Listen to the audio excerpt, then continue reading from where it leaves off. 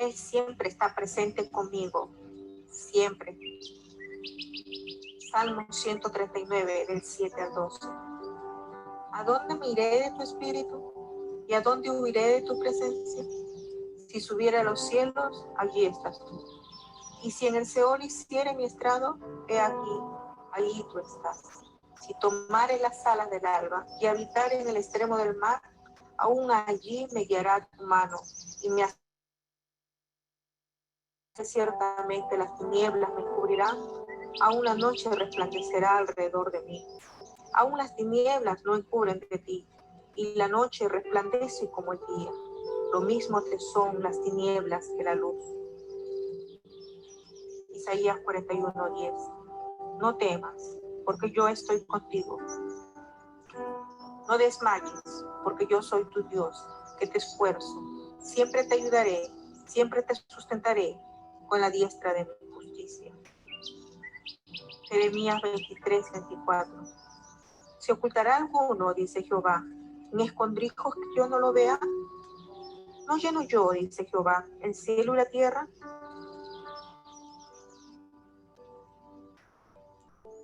Él siempre es el mismo, siempre.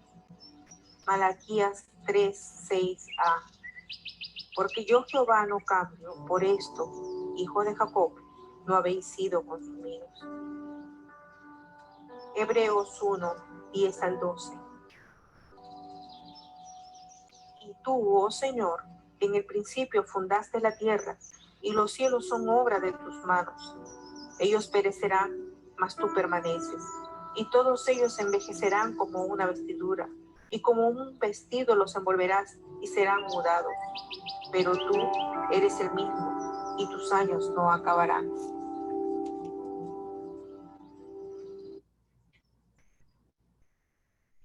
Hola, bienvenidas. Pues otra vez estamos acá. No las veo mucho. Voy a estar en mi Wi-Fi, entonces quiero que me digan si me escuchan bien. ¿Está claro? ¿Está atrasado? ¿Está claro? ¿Sí? Sí. Ok. Pues vamos a empezar.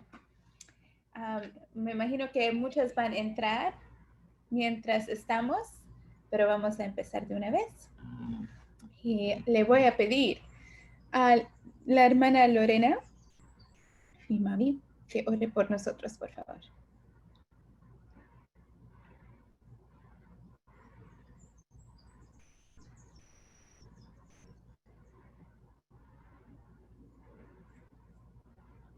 Tienes que poner tu audio. No te escucho todavía.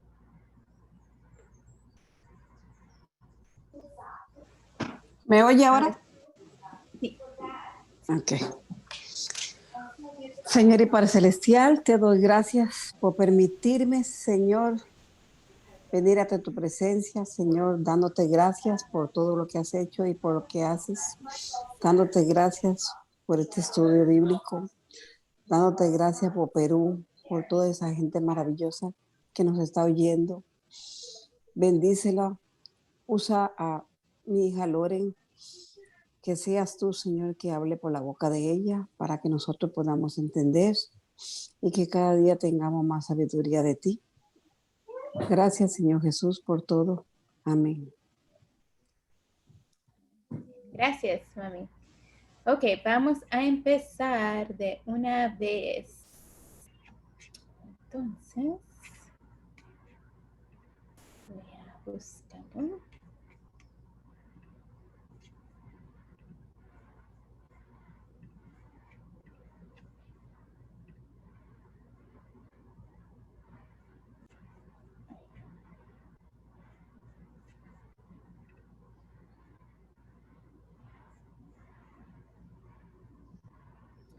Tomando tiempo para calmar tu alma.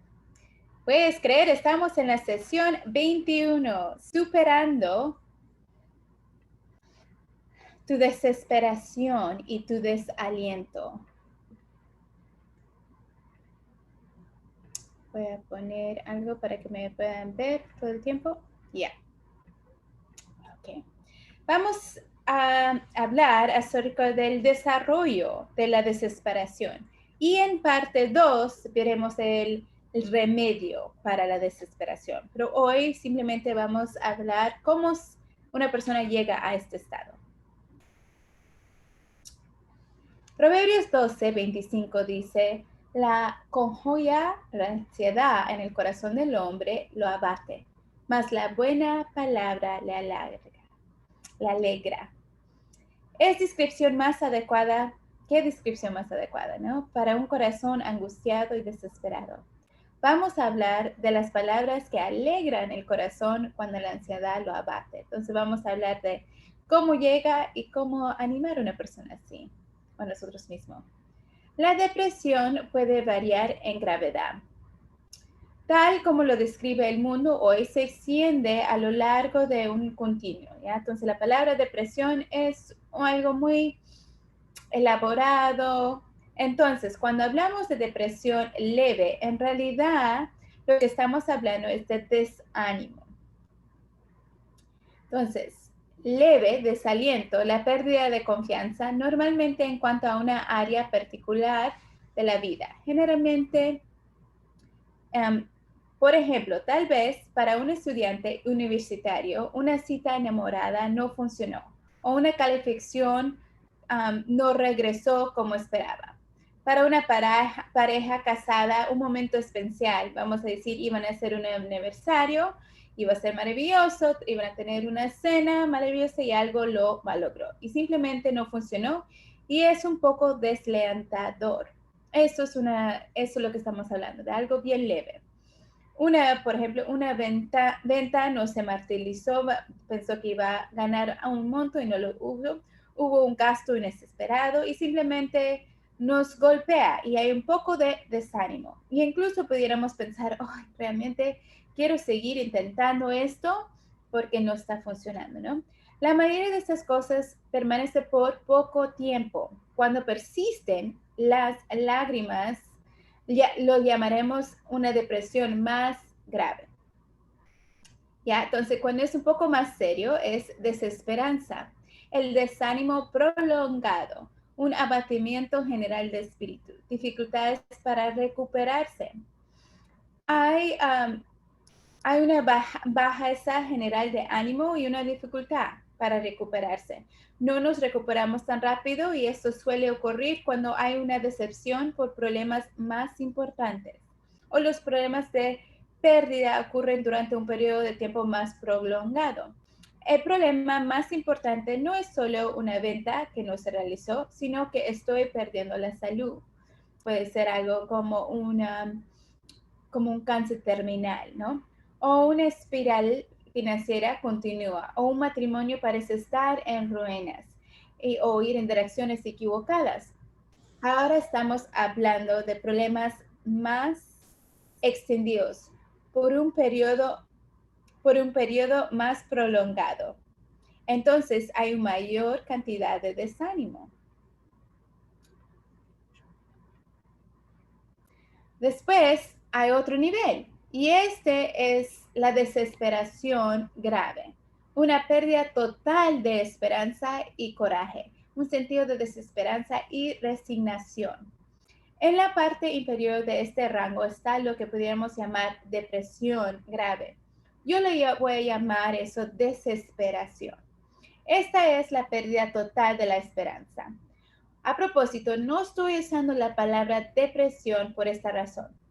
Es un término muy amplio, muy impreciso y por lo tanto generalmente muy inútil. ¿Por qué? Voy a darles un ejemplo. Por ejemplo, ¿por qué no vamos a usar la palabra depresión? Porque la gente lo usa muy ligeramente. Un ejemplo, un estudiante universitario puede volver a su habitación con una mala nota y tú le preguntas, oh, ¿qué pasa? Y él te responde, estoy tan deprimido.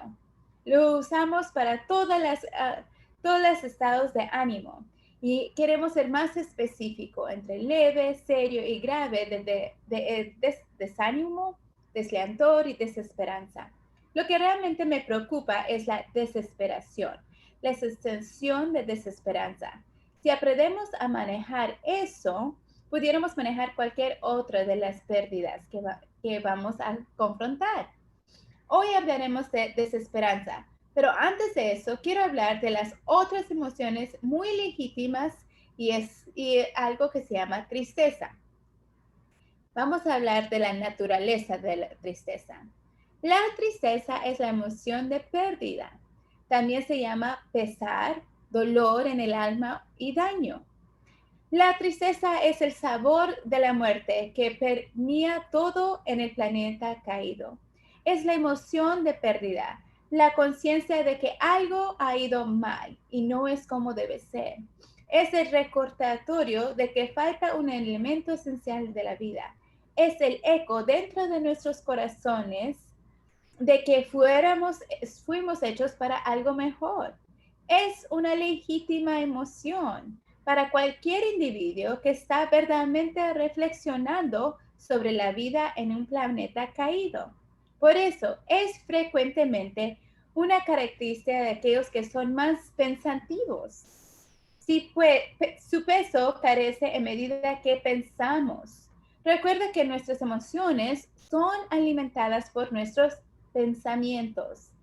En la verdad de la naturaleza de las cosas en un mundo caído, una persona que está pensando en lo que está pasando va a tener una tristeza. Aquellos que nunca piensan rara vez sienten ese peso. De hecho, es por esto que muchos intentan no pensar en la vida y en sus posibilidades. El peso de la tristeza parece desanimarlo y no quiere soportarlo. Entonces vive no pensando, simplemente haciendo. Entonces, la tristeza es cuando algo ha salido mal en nuestras vidas. Puede ser tan simple como un pinchazo de la llanta o la pérdida de las llaves de tu carro.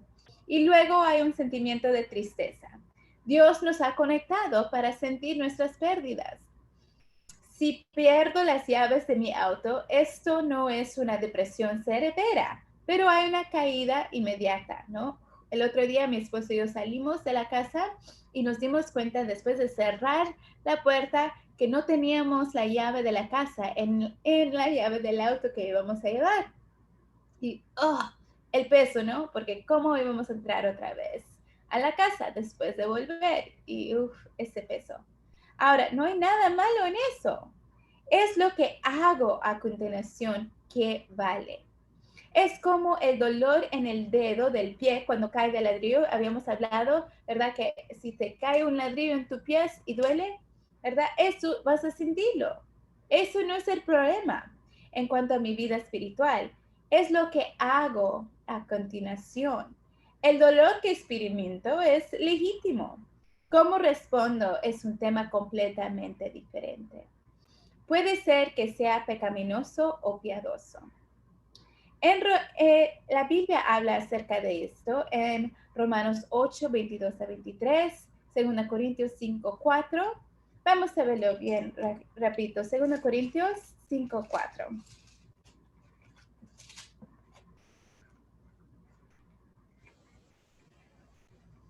Dice, porque asimismo los que estamos en este tabernáculo gemimos con angustia, porque no quisiéramos ser desnudos, sino revestidos para que la mortal sea observado por la vida.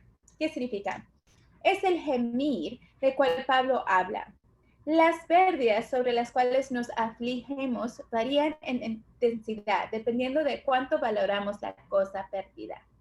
Ten presente que es posible valorar algo más de lo que Dios quiere que lo valoremos.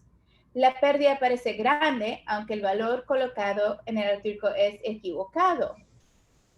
¿Ya? Entonces vamos a ver, porque vamos a ver que aún Jesús experimentó tristeza en el huerto a contemplar la pérdida venidera de comunión con su Padre. Él no estaba deprimido, estaba anticipando la inminente separación de su Padre y el dolor previsto. Y vemos eso en Mateo 26, cuando él está en el huerto de, lo sé en inglés, pero ahorita se me vuelve a mi memoria. Y lo vamos a ver. Pero vamos a hablar un poco más y después llegamos a ese tema. La tristeza es el gemir, como acaba de decir, de la cual Pablo habló. existe ese anhelo de de que vemos y experimentamos algo diferente a lo que vemos en esta tierra. Eso es correcto que lo hagamos. Dios no nos ha creado para esta tierra. Siempre vamos a querer algo más. De hecho, si miras a tu alrededor en este mundo y todo lo que está sucediendo y miras las relaciones y conoces y por lo que la gente está pasando, tu corazón se sentirá apesadumbrado. Debería ser pesado. Eso no significa que no puedes tener un corazón regocijado al mismo tiempo que tienes un corazón pesado. Hablaremos de eso. Pero si tienes los ojos abiertos a lo que está sucediendo en este mundo, lo que está sucediendo en el mundo políticamente, lo que está sucediendo económicamente, lo que está sucediendo moralmente, lo que está sucediendo en la cultura, tu corazón va a estar entristecido, va a tener un peso. Y eso se llama dolor. Es la sensación en el corazón de que hemos perdido algo. Hemos perdido lo que Dios pretendía que sucediera en esta creación. Un día todo se arreglará, pero no es hoy. Las pérdidas sobre las cuales nos afligimos varían en intensidad dependiendo en cuánto valoramos las cosas perdidas. Por ejemplo, habíamos hablado, ¿no? La pérdida de las llaves de un automóvil, de tu carro, ciertamente debía tener un efecto de dolor, diferente al de la pérdida de un ser querido, ¿verdad? Debido a que valoramos el ser querido más de que valoramos las llaves del auto. La sensación de pérdida es mayor. Ten presente que es posible valorar algo más de lo que Dios quiere que lo valoremos. La pérdida parecerá grande, aunque el valor colocado en el artículo está equivocado. Digamos, por ejemplo, que una adolescente está saliendo con un chico inconverso y se ha encariñado mucho con él. Le gusta mucho, quiere casarse con él y él encuentra a alguien más y se va. Ella está experimentando una pérdida por algo que ella valoraba, pero el chico no era salvo y no era bueno, era un yugo desigual. Pero lo que estoy diciendo es que podemos valorar mucho algo y sentir la pérdida, aunque no debiéramos valorar eso, ¿verdad? Aún su madre tal vez lo ve como algo bueno, mientras ella está sintiendo la pérdida. Hablamos de algunos de estos dolores. Hay tristezas por las pérdidas de un ser querido o la pérdida de una posición preciada o una oportunidad. Hay una pérdida de salud física y ya sea gradualmente o a medida en que vemos venir o por un accidente o tal vez simplemente no está funcionando tu cuerpo como salía a ser antes. O tal vez no tengo la energía que tenía, o no tengo el rebote después de que me enfermara. Y si piensas en nuestros cuerpos, no son de la misma forma que eran. Con cada año cambian, ¿no? Hay una pesadez en eso. Y eso no está mal. Eso es lo que haces a continuación de esa pesadez, de esa tristeza que valora. ¿Ya? Eso es lo que vamos a ver. ¿Ya? O reafirmamos lo que sabemos que es verdad acerca de Dios, o estamos descontentos. Decimos, Dios, lo que estás haciendo es ponerme un paso más cerca de ti, o estamos diciendo, Dios, no sabes lo que estás haciendo. Hay una tristeza cuando miramos lo que estamos pasando y pesadez que llega a nuestras vidas debido a la aflicción física, la enfermedad y la disfunción. Debiéramos sentir esa pesadez. Es dolor, pero lo que hacemos a continuación es importante. Por ejemplo, un estudiante de último año de secundaria cuya mamá y papá tienen que trasladarse a otra ciudad y ahora no puede graduarse con todos sus amigos con los que crecieron, eso es una pérdida. Hay una pesadez en eso. No hay nada de malo en eso si esos eran buenos amigos y era una buena situación para él. No hay nada de malo en lamentar la pérdida. Ahora, lo que él hace después de eso es lo que importa, porque puede él amargarse, y eso es pecado, puede enojarse, puede preocuparse de no hacer nuevos amigos y puede crear todo tipo de problemas por la sensación perdida, que fue legítimo. Un traslado a otro pueblo que sale de control, o hay algún tipo de interrupción en nuestro día, o si nos enteramos que de nuestro esposo está viendo pornografía, o que si tenemos un hijo que le acaban de arrestar, o si tenemos una hija que queda embarazada sin estar casada, o un hijo que le expulsa de la escuela, o un miembro de la familia que tiene cáncer. Todas estas cosas fuera de nuestro control nos hace la vida girar. Y sentimos la pesadez de todo esto. Y no hay nada de malo en sentir esa pesadez. De hecho, si no sentimos esa pesadez y la tristeza por ello, hay algo anda malo con nuestros pensamientos, porque esos son asuntos pesados que causan mucha tristeza. O si experimentamos una pérdida de favor o respeto en los ojos de alguien debido a un fracaso de alguna manera, puede ser una pérdida de seguridad, podría ser una pérdida de seguridad personal debido a un divorcio o un cambio financiero por cambio de trabajo. O podemos experimentar una pérdida de nuestra seguridad nacional como terrorismo, inestabilidad económica, degradación moral. Me duele el corazón en pensar en lo que nuestros jóvenes de hoy van a enfrentar, tanto en nuestro país acá y en mi país neto. Lo que van a enfrentar mis nietos un día. Cuando pienso en eso, mi corazón se entristece. Y esto debiera entristecernos. Pero no estoy diciendo que encuentres alguna cueva y te vayas a esconderte. Debía ser una carga para orar, para enseñar, para animarnos a enseñarles la Biblia mejor. Pero debe haber una pesadez en nuestros corazones.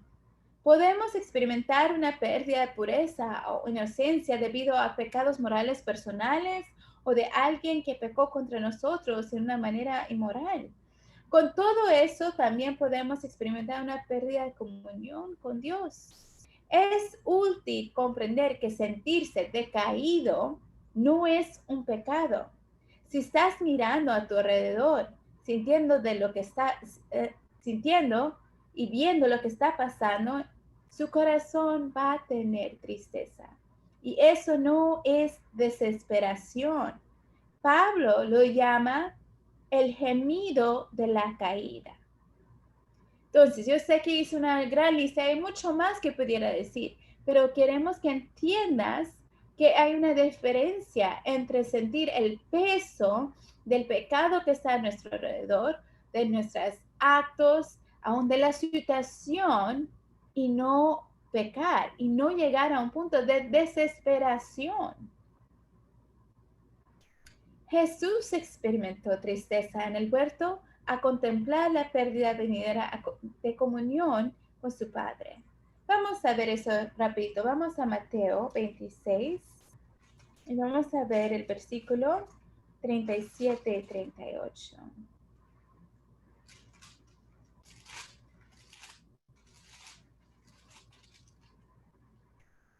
Dice, y tomando a Pedro y a los dos hijos de Zebedeo, comenzó a entristecerse y a angustiarse en gran manera. Entonces Jesús le dijo, mi alma está muy triste hasta la muerte, quedaos aquí y velar conmigo. No estaba deprimido en el jardín, estaba en el jardín afligido. Su corazón estaba pesado con todo esto. ¿Qué hacemos con el corazón apesadumbrado? Hacemos lo mismo que Jesús hizo. Dice, Padre, si es que dejarme pasar esta copa de mí, sin embargo, no se haga mi voluntad, hágase tu voluntad. Le pidió, ¿no? Mira lo que dice el versículo 39. Yendo un poco adelante, se prostó sobre su rostro, orando, diciendo, Padre mío, si es posible, pase de mí esta copa, pero no sea como yo quiero, sino como tú. Solo puedes hacer este tipo de rendición si confías en quien está mandando todo esto. Y tienes que conocerlo lo suficiente bien como para confiar en él. Confiar en Dios no significa que Él va a evitar la crucificación. Jesús todavía fue crucificado. No significa que Él vas a evitar que peques, pero sí significa que vas a evitar que peques mientras estés crucificado. ¿Entiendes? Dios no va a quitar la situación, pero sí te va a dar la habilidad para pasar la situación. El rescate espiritual es más importante que cualquier otra cosa. No significa que te mandará alejado de un horno de fuego. ¿Recuerdas a Sadra, Mesach y Abednego? No esperaban salir de ese horno, pero sabían que tenían que entrar y entrarían con la gracia de Dios. El objetivo es que Dios mantenga mi corazón lo suficientemente estable para que no me niegue a entrar al horno de fuego cuando yo tenga que entrar en él. Porque va a haber esas pruebas. No necesariamente literalmente, pero va a haber un tiempo que tengo que pasar unas pruebas. Y el punto es que Dios mantenga mi corazón lo suficientemente estable para que yo pueda entrar confiadamente, que Él me va a dar la gracia. Entonces vamos a ver la naturaleza de la desesperación. La desesperación es tristeza sin esperanza. Entonces no es simplemente la tristeza. Vamos a ver primero a los Tesalonicenses 4:13.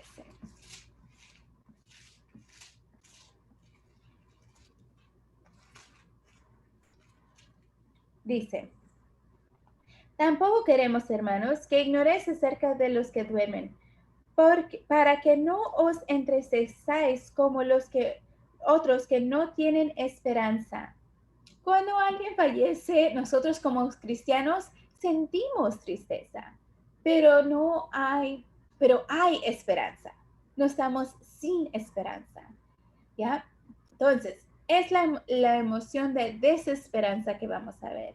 La desesperanza es un dolor sin esperanza. En 1 de Pedro, Pedro le escribe a un pueblo que sufre porque ha sido esparcido por la persecución. Lo están pasando mal y un pastor amoroso en Jerusalén les escribe y le habla de esta esperanza viva. La esperanza es mucho más estratégica a nuestro contentamiento inmediato y prolongado que lo que la mayoría de los individuos comprenden. Nadie continúa mucho tiempo en cualquier empeño si no existe esperanza alguna. La tristeza sin esperanza se intensifica cuando está mezclada con autocompasión. Porque siempre me pasa esto. Nunca consigo las oportunidades que los demás consiguen. Nadie se preocupa por mí. Siempre recibo la peor parte. La tristeza sin esperanza se intensifica aún más cuando es acompañada por el hábito de trasladar la culpa. No fue mi culpa. Eso no habrá pasado si solo esta persona no hubiera hecho esto. Si mi familia se hubiera mudado, si mi familia no se hubiera mudado el año pasado, yo no hubiera enfrentado estas tentaciones y fallado. Los cristianos que viven en incredulidad en cuanto a la naturaleza de Dios y los incrédulos que ni siquiera conocen a Dios no tienen ninguna esperanza estable. Su esperanza está ligada hacia algo o alguien de alguna manera que estaría acá por ellos. Entonces, más bien su esperanza está en algo físico, no algo supernatural. Ya. 1 de Pedro 1, 6 y 7 dice, y les voy a leer.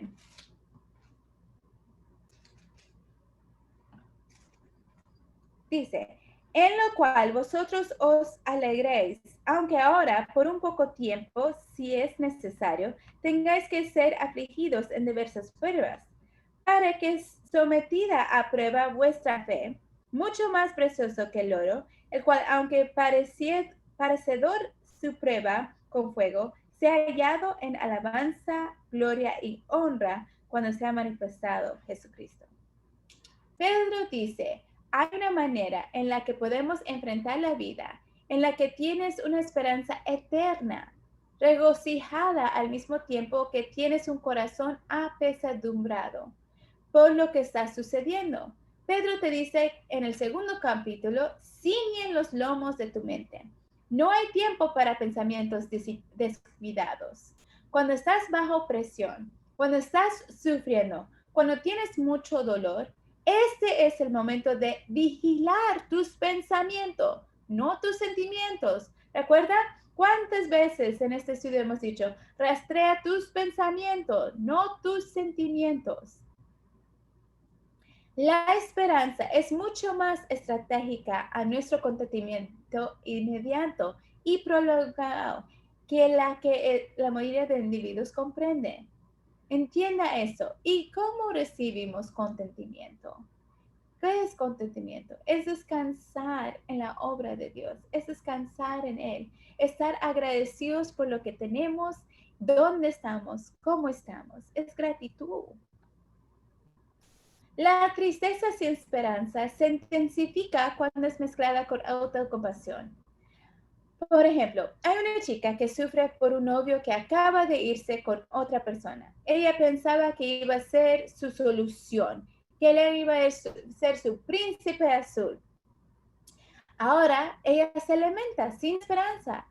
Y si realmente quieres que eso sea peligroso, agrega la autocompasión.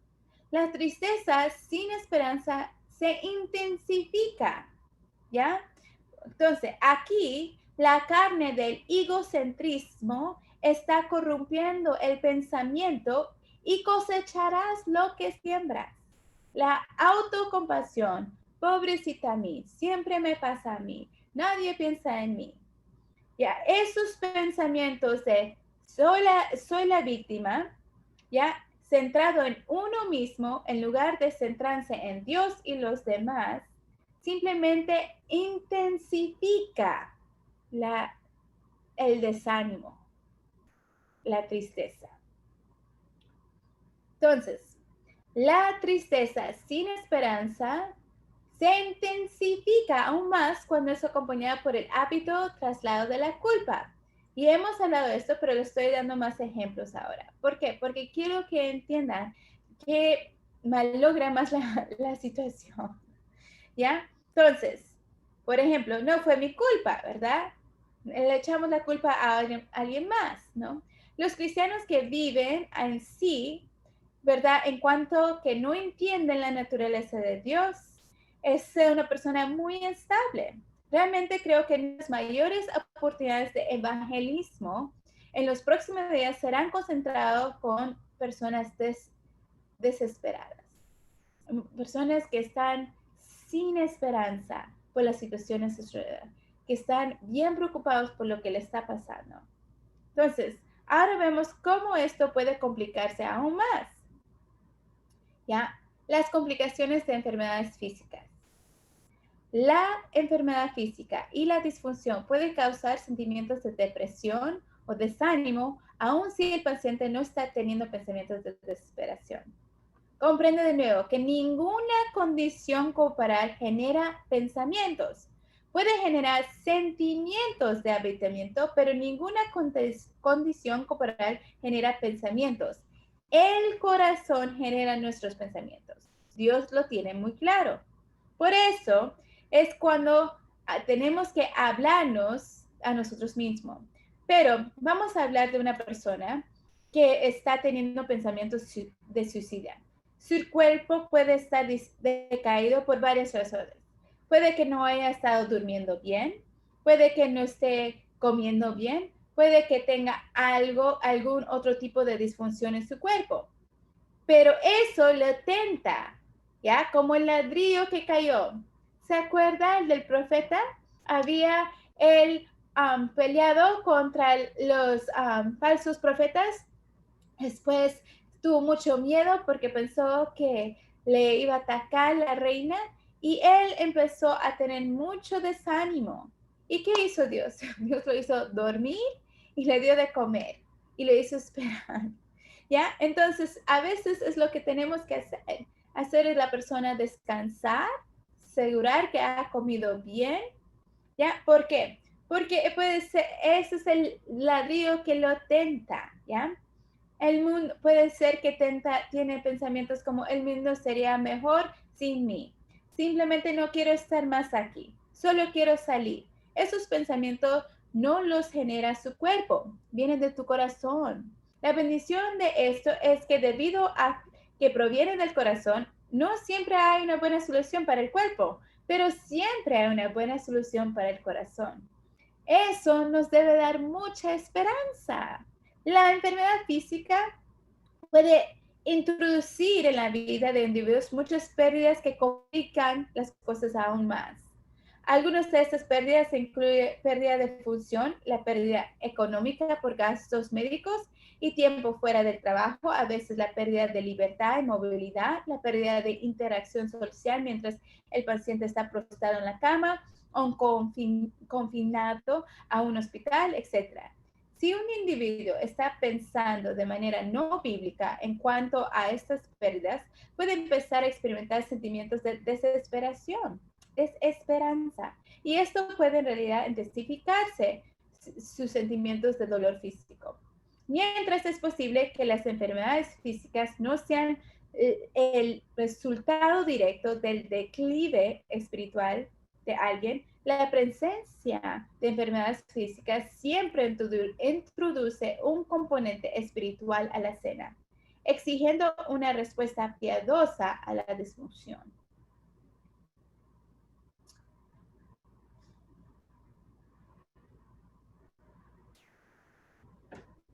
Creo que eso fue una repetición. Las complicaciones de sobrecarga. A las pérdidas normales de vivir en un planeta maldito por el pecado, se suman las presiones que nosotros mismos creamos en una sociedad moderna por sobrecargar nuestros horarios y por desarrollar nuestras vidas espirituales. El resultado es el exceso abrumador, la pérdida de equilibrio debido a la sobrecarga. Hemos introducido en nuestras vidas demandas mucho mayores que los recursos que tenemos para satisfacerlas. La tendencia espontánea de nuestra cultura es añadir inexorablemente detalle a nuestras vidas. Una opción más, un problema más, un compromiso más, una expectativa más, una compra más, una deuda más, un cambio más, un trabajo más, una decisión más. Ahora tenemos que tratar con más cosas por persona que en cualquier otro momento de la historia. Pero hay un límite en los detalles que uno puede manejar acomodamente en su vida. Exceder ese límite resultará en desorganización y frustración. Es importante notar aquí que el problema no está en los detalles. El problema está en exceder. Esto se llama sobrecargar. Mucho de esta sobrecarga es causada por el mismo descontento, alimentado por nuestra incredulidad, que impulsa nuestra ansiedad, enojo y desesperación, como ya hemos visto. Un corazón descontento siempre está deseando algo más, como el perezoso en Proverbios 21:25. Nuestro deseo nos está matando. Sean vuestras costumbres sin avaricia, contentos con lo que tenéis ahora, porque Él dijo, no te desampararé, no te dejaré, de manera que podemos decir confiadamente, el Señor es mi ayudador. No temeré lo que me pueda hacer el hombre. Hebreos 13:5 y 6.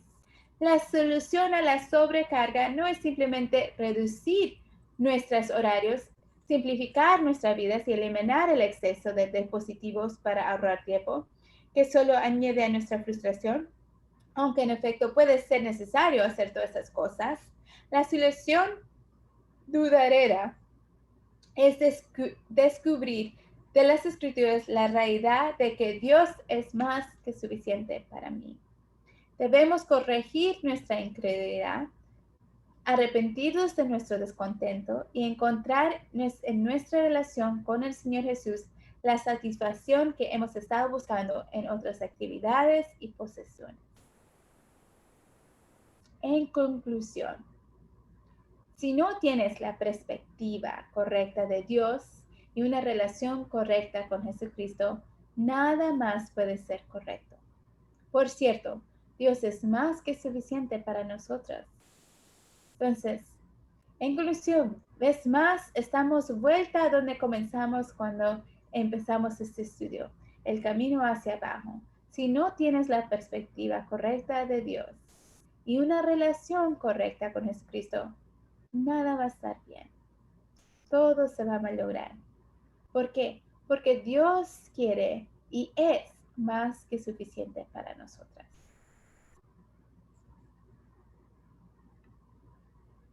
Vamos a orar. Señor y Padre Celestial, sé que he volado y aún en mi humanidad había palabras que no estaban claras, errores. Entonces yo te pido, Señor, que uses esta persona en que soy hecha de barro, que no soy perfecta, que hago errores, Señor, para que el poder y la excelencia sea de ti y no de mí. Señor, use tu palabra. Ayúdanos a entender que nos has dado sentimientos y que la tristeza en sí no es pecado, que la pesadez del corazón es normal y no es mal, pero es lo que hacemos después que sentimos eso. ¿Qué hacemos cuando las cosas no suceden como deseamos? Cuando vemos el pecado, cuando nuestro corazón gime, ¿qué hacemos después? ¿A quién buscamos? ¿De dónde viene mi refugio? ¿De dónde viene mi esperanza? Es lo que hace la diferencia en mi andar. Te ruego, Señor, que por mis hermanas que están escuchando eso, Señor, que ellas puedan examinarse a sí mismas. Te lo pido todo en nombre de nuestro Mesías, nuestro Salvador, Jesucristo. Amén.